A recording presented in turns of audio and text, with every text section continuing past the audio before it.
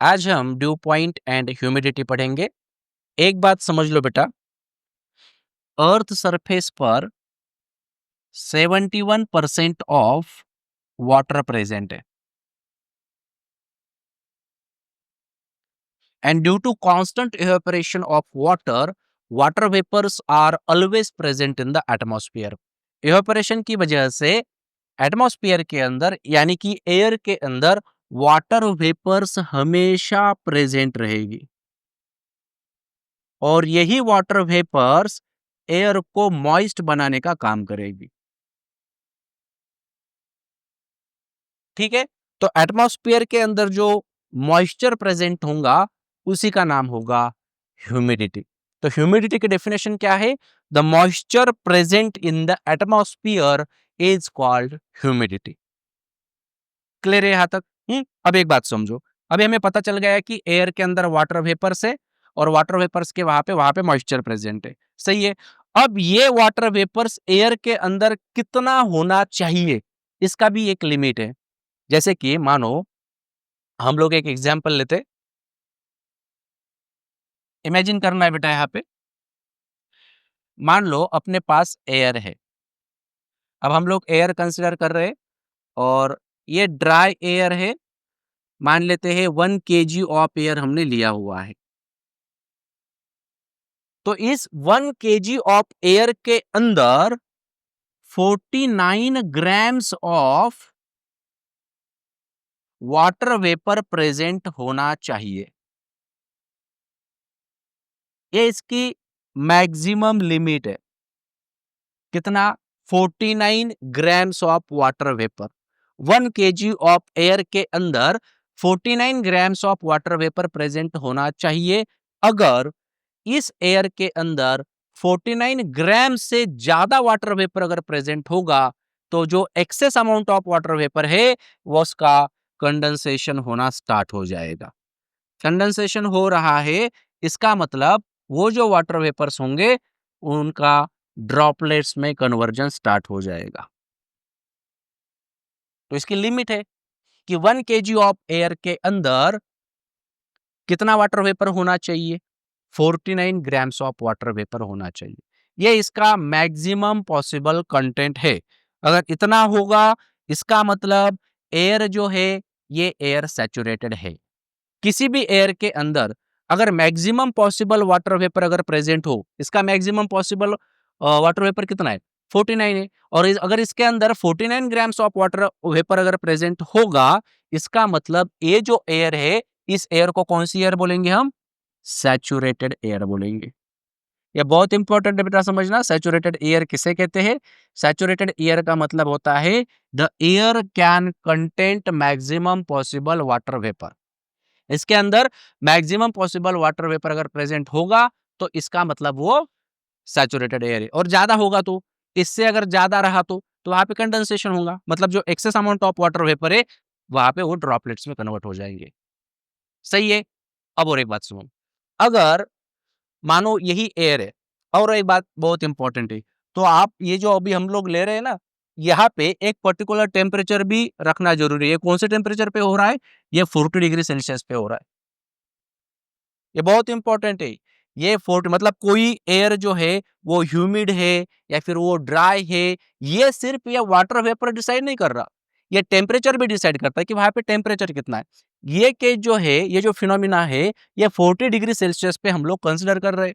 आप लोग बोलोगे कि सर अगर टेम्परेचर कम कर देंगे तो यहाँ पे समझो, जैसे कि मानो अगर हमने इसका ही टेम्परेचर 20 डिग्री सेल्सियस ले लिया, अब टेम्परेचर हमने रेड्यूस्ड कर दिया, तो टेम्परेचर रेड्यूस्ड करने के बाद जो वाटर वेपर्स इसके अंदर प्रेजेंट होंगे वो भी कम हो जाएंगे।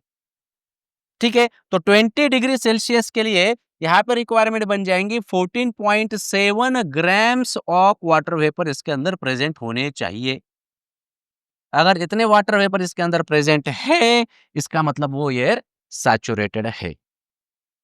तो टेम्परेचर आप लोग अगर कम करते हो तो टेम्परेचर कम करने से जो वाटर वेपर का इसके अंदर कंटेंट होता है वो भी कम हो जाता है। क्लियर है यहां तक? और एक बात अब समझो, हमने 40 डिग्री सेल्सियस टेम्परेचर लिया हुआ था 1 केजी ऑफ एयर लिया हुआ था और उसके अंदर 49 grams of water vapour present होने चाहिए थे। मतलब maximum possible water vapour content कितना है इसके अंदर? 49 ग्राम्स। मानो इसी एयर के अंदर जो वाटर वेपर प्रेजेंट है 40 डिग्री सेल्सियस पे, वो है 20 ग्राम्स ऑफ वाटर वेपर। मतलब मैक्सिमम पॉसिबल कंटेंट से काफी कम है।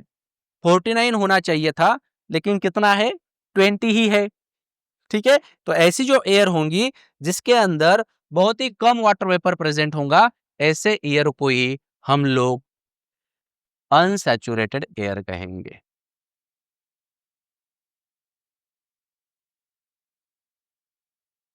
ठीक है, तो डिफरेंस क्लियर है। सैचुरेटेड एयर मतलब क्या होगा? सैचुरेटेड एयर मतलब ऐसी एयर जिसके अंदर maximum possible water vapour present होगा, और अगर अनसैचुरेटेड एयर है तो उसके अंदर मैक्सिमम पॉसिबल वाटर वेपर जो है वो प्रेजेंट नहीं होगा, उससे कम ही होगा।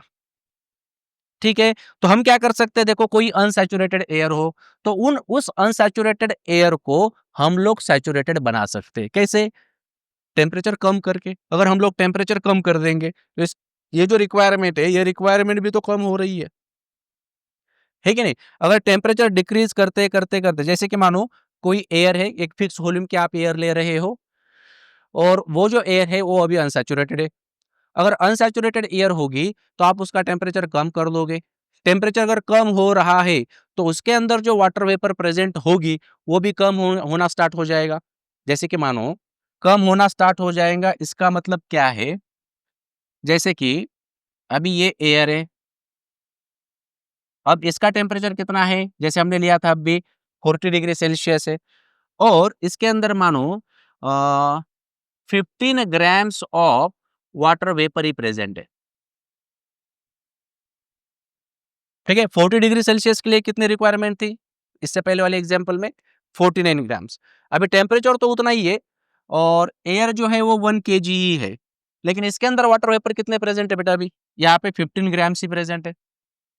सही है, तो क्या हम इस एयर को सैचुरेटेड बोल सकते? नहीं बोल सकते, अपने लिए अब ये अनसैचुरेटेड है।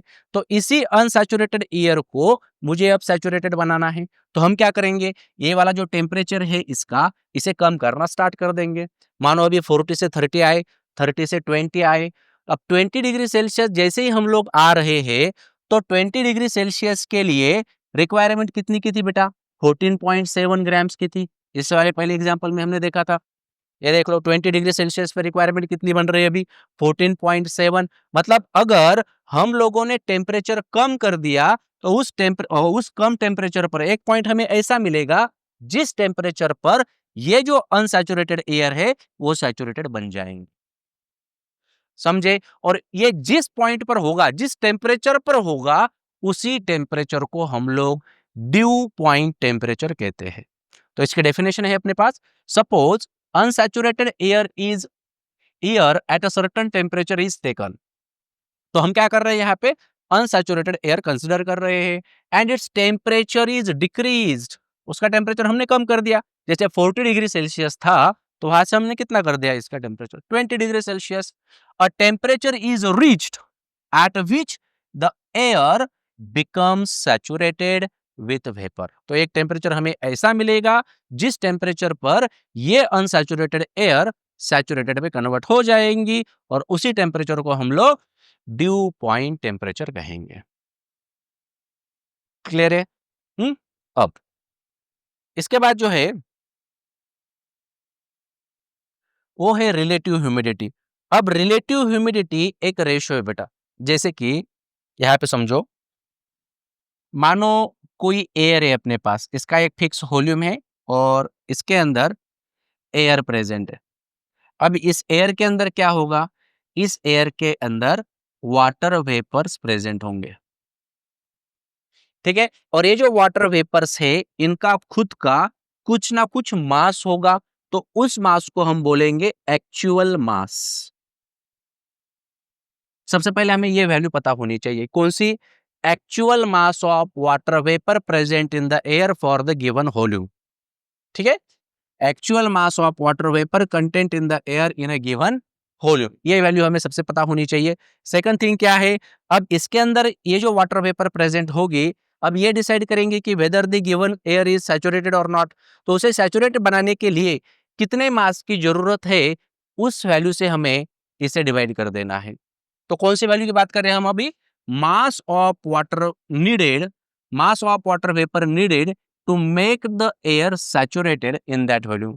इसी एयर को सैचुरेट बनाने के लिए और कितनी वाटर वेपर की जरूरत है, उसका मास। उससे अगर हम लोग इसे डिवाइड कर देंगे तो हमें रिलेटिव ह्यूमिडिटी मिल जाएंगी।